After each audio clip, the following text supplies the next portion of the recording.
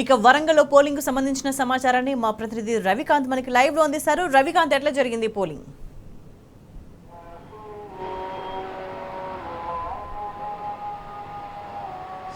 వరంగల్ ఉమ్మడి వరంగల్ జిల్లాకు సంబంధించి అంత స్వేచ్ఛాయుత వాతావరణంలో అయితే పోలింగ్ జరగలేదనే మనం చెప్పాల్సి ఉంటుంది. ఒకవైపు పరకాల కావచ్చు, ఇటు పరకాల అంటే వరంగల్ పార్లమెంట్ నియోజకవర్గానికి సంబంధించి వస్తుంది. మరోవైపు ఇటు Jangaon assembly segment Bhuvanagiri parliament నియోజకవర్గానికి సంబంధించి వస్తుంది. ఈ రెండు చోట్ల కూడా ఘర్షణ వాతావరణం అయితే మనకు కనిపించిన నేపథ్యము. మరోవైపు అధికార పార్టీకి సంబంధించిన నాయకులు కొంతమందిపై కేసులు పెట్టే ప్రయత్నం కూడా చేసిన నేపథ్యాన్ని మనం స్పష్టంగా చూసాము. మొత్తానికైతే చెదురుమదురు ఘటనల మినహా సాయంత్రం వరకు అయితే ప్రశాంతంగానే పోలింగ్ ముగిసిందని మనం చెప్పుకోవాల్సి ఉంటుంది. వరంగల్ పార్లమెంటు నియోజకవర్గానికి సంబంధించి 7 అసెంబ్లీ సెగ్మెంట్లు ఉంటాయి. అందులో వరంగల్ తూర్పు, అదేవిధంగా వరంగల్ పశ్చిమ, పరకాల, వర్ధనపేట, స్టేషన్ గన్పూర్, అదేవిధంగా పాలకుర్తి, వర్ధనపేట, భూపాలపల్లి, ఈ 7 అసెంబ్లీ సెగ్మెంట్లు ఉంటాయి. మొత్తంగా మనం చూసినట్టయితే వరంగల్ తూర్పు నియోజకవర్గం విషయానికి వచ్చినట్టయితే ఇక్కడ డిప్యూటీ మేయర్గా ఉన్నటువంటి రిజ్వానా షమీం గారి భర్త ఆయన మసూద్ ఉంటారు. ఇక్కడ చింతల్ డివిజన్కి సంబంధించి 35వ డివిజన్. ఆయన తన కారులో కూర్చున్న నేపథ్యంలో ఆయన మీద అక్రమంగా కేసు నమోదు చేశారని చెప్తున్న నేపథ్యం అయితే మనకు కనిపిస్తూ ఉంది. ఫ్లయింగ్ కార్ స్క్వాడ్కి సంబంధించినటువంటి అధికారులు ఫిర్యాదు చేయకుండానే మిల్స్ కాలనీకి సంబంధించిన పోలీసులు ఆయనను స్టేషన్ తీసుకొచ్చి మధ్యాహ్నం నుంచి నిర్బంధించిన సందర్భం అయితే మనం చూస్తూ ఉన్నాం. మరోవైపు పరకాల నియోజకవర్గానికి సంబంధించి పరకాల మండలం నాగారం గ్రామానికి సంబంధించి అక్కడ కూడా ఘర్షణ వాతావరణం నెలకొన్న సందర్భం. ఇప్పుడు కూడా మనం ప్రస్తుతం లైవ్ మాట్లాడుతున్న సందర్భంలోనూ నాగారానికి సంబంధించినటువంటి అక్కడ ఉన్నటువంటి బీఆర్ఎస్ నాయకులు, కార్యకర్తలంతా కూడా పరకాల పోలీస్ స్టేషన్ వద్ద ధర్నాకు, ఏదైతే తమకు న్యాయం జరగాలని ధర్నాకు దిగిన నేపథ్యం అయితే మనకు కనిపిస్తూ ఉంది. నాగారం గ్రామంలో అక్కడ పోలింగ్ జరుగుతున్న నేపథ్యంలో మామూలుగా తమ పని తాము చేసుకుంటూ అక్కడ కూర్చున్నటువంటి బీఆర్ఎస్ కార్యకర్తల వద్దకు కాంగ్రెస్ నాయకులు వచ్చి ఒక ఘర్షణ వాతావరణానికి దిగిన నేపథ్యం అక్కడ కనిపించింది. పూర్తి స్థాయిలో టార్గెటెడ్గా ఒక 4 బీఆర్ఎస్ నాయకులను టార్గెటెడ్గా వాళ్ళ మీద దాడి చేసిన నేపథ్యం స్పష్టంగా చూస్తూ ఉన్నాం. ఇప్పటికే అక్కడ చల్ల ధర్మారెడ్డి ఆ పోలీస్ స్టేషన్కు చేరుకుని న్యాయం చేయాలి, బీఆర్ఎస్ కార్యకర్తలు నాయకులకు సంబంధించినటువంటి ఎవరైతే దాడి చేశారో వాళ్ళ మీద చర్యలు తీసుకోవాలి, వీళ్ళకు ప్రాణహాని ఉంది, వాళ్ళ మీద వెంటనే కేసులు నమోదు చేసి అరెస్ట్ చేయాలన్న డిమాండ్ కూడా అక్కడ వినిపించింది. మరోవైపు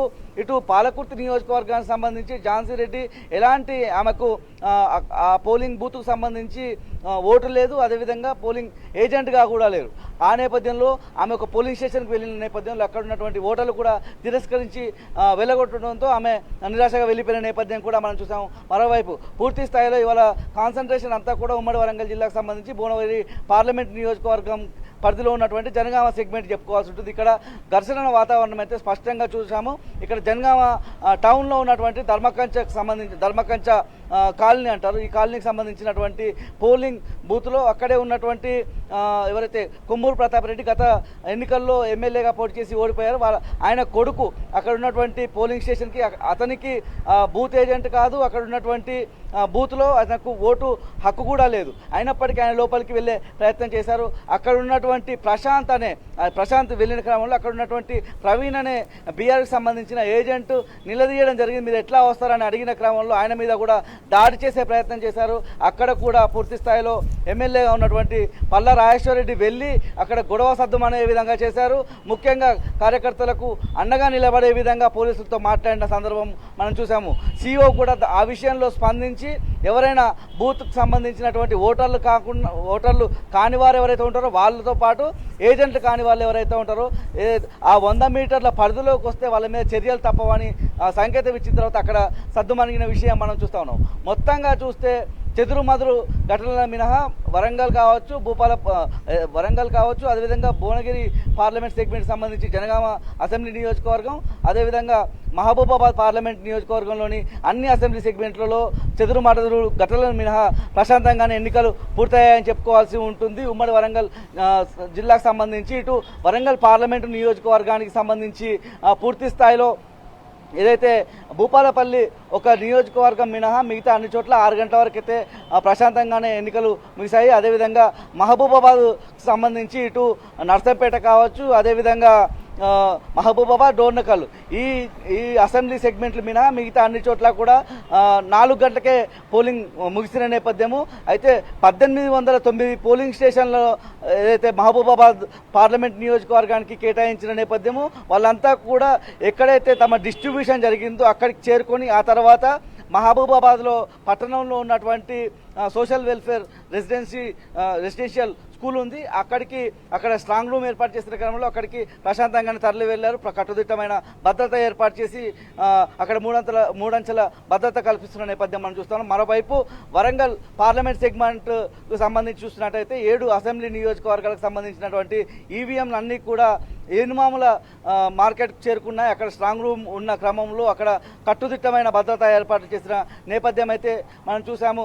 అయితే ఉదయం నుంచి మందకోడిగా సాగినప్పటికీ దాదాపు ఏదైతే 2019లో జరిగిన ఎన్నికలతో పోలిస్తే వరంగల్ పార్లమెంట్ నియోజకవర్గంలో 1% ఎక్కువగానే ఓటింగ్ జరిగిందని మనం చెప్పుకోవాల్సి ఉంటుంది. మహబూబాబాద్ పరిధిలోనూ కాస్త అంటే ఇక పూర్తి స్థాయిలో ఏదైతే ఓటింగ్ పర్సంటేజ్ రాలే కాబట్టి అక్కడ కూడా 2019తో పోలిస్తే అదే స్థాయిలో ఓటింగ్ పర్సంటేజ్ కూడా ఉన్నట్టుగా మనం చెప్పుకోవాల్సి ఉంటుంది. మొత్తంగా చెదురుమదురు ఘటనల మినహా ప్రశాంతంగానే ఓటింగ్ జరిగిందని మనం చెప్పుకోవాల్సి ఉంటుంది.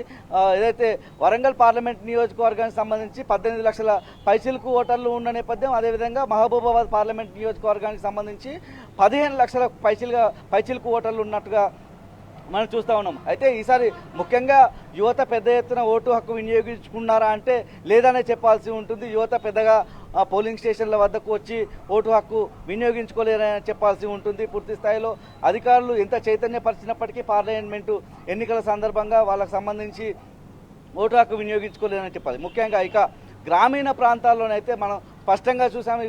కేసీఆర్ గారు ఒకేసారి ఇటు వరంగల్ పార్లమెంటుకు సంబంధించి బీఆర్ఎస్ అధినేతగా ఉన్నటువంటి అదేవిధంగా తెలంగాణ తొలి ముఖ్యమంత్రి కేసీఆర్ గారు ఒకేసారి వరంగల్ పార్లమెంటుకు సంబంధించి అదేవిధంగా మహబూబాబాద్ పార్లమెంటుకు సంబంధించి 2 సార్లు అంటే ఆ నియోజకవర్గానికి ఒకసారి ఈ నియోజకవర్గానికి ఒకసారి వచ్చి ఆ ప్రచార పర్వంలో భాగంగా వచ్చిన నేపథ్యం అక్కడ ఉన్నటువంటి గ్రామీణ ప్రాంతం అంతా కూడా అర్బన్ ప్రాంతం అంతా కూడా పూర్తి స్థాయిలో బీఆర్ఎస్ వైపే మళ్ళింది. ఆ ఓటు ఏదైతే జూన్ 4వ తేదీన బ్యాలెట్లు ఓపెన్ చేసిన క్రమంలో అదంతా కనబడుతుందనే ఆశాభావం అయితే మనకు వ్యక్తమవుతూ ఉన్న నేపథ్యం మనం చూస్తూ ఉన్నాం. పూర్తి స్థాయిలో రూరల్ ప్రాంతంలో తీవ్రమైన ఇబ్బందులు ఎదుర్కొంటున్న నేపథ్యం ప్రజలంతా కూడా 2014కు ముందు తెలంగాణ రాష్ట్రం ఏ విధంగా ఉందో ఎట్లాంటి కరువు ఫేస్ చేసిందో గత 4 నెలల నుంచి అట్లాంటి కరువు ఫేస్ చేస్తూ ఉన్న నేపథ్యం మనం చూస్తూ ఉన్నాం. సాగునీటి విషయంలోనూ తాగునీటి విషయంలోనూ ముఖ్యంగా పంటలు ఎండిపోయిన నేపథ్యం. అంటే నిన్నటికి నిన్న ఇవాళ పోలింగ్ జరుగుతున్న రోజుతో పోలిస్తే నిన్న ఉమ్మడి వరంగల్ జిల్లా వ్యాప్తంగా ఈదురుగాలులతో కూడిన వర్షాలు కురిసిన నేపథ్యం, ధాన్యం తడిసిన నేపథ్యం ఇవన్నీ కూడా చూసినటువంటి గ్రామీణ ప్రాంత ప్రజలు, అదేవిధంగా వేసవి కాలంలో కరెంటు కోతలను అనుభవిస్తున్నటువంటి ప్రజలు, అదేవిధంగా ముఖ్యంగా వరంగల్ పట్టణం అంటే ఎంతో తాగునీటికి ఇక్కట్లున్న సందర్భం చూసేవాళ్ళు. మనం ఉన్నటువంటి ప్లేస్కు దగ్గరలోనే వరంగల్ నగరపాలక సంస్థ కూడా ఉంటుంది. అక్కడ బిందెలతో ధర్నాలు చేసిన సందర్భాలు అనేకం ఉన్నాయని చెప్పుకోవాలి 2014 ముందు. అలాంటివి 2014 తర్వాత ఆ సమస్య లేకుండా పోయిన నేపథ్యం మళ్ళీ వరంగల్ పట్టణానికి సంబంధించి అనేక మంది ప్రజలంతా కూడా తీవ్రమైన తాగునీటికి ఇబ్బందులు పడుతున్న నేపథ్యం, తాగునీటికి ఎద్దడి పడుతున్న నేపథ్యం చూస్తూ ఉన్న ప్రజలు ఇవాళ స్పష్టమైన తీర్పే ఇచ్చారని చెప్పి మన విశ్లేషకులంతా భావిస్తున్న నేపథ్యం మనకు స్పష్టంగా కనిపిస్తూ ఉంది. ఓవరాల్గా చెదురుమదురు ఘటనలు మినహా ప్రశాంతంగానే ఓటింగ్ జరిగిందని మనం చెప్పుకోవాల్సి ఉంటుంది. స్వేచ్ఛ. రైట్ రవికాంత్.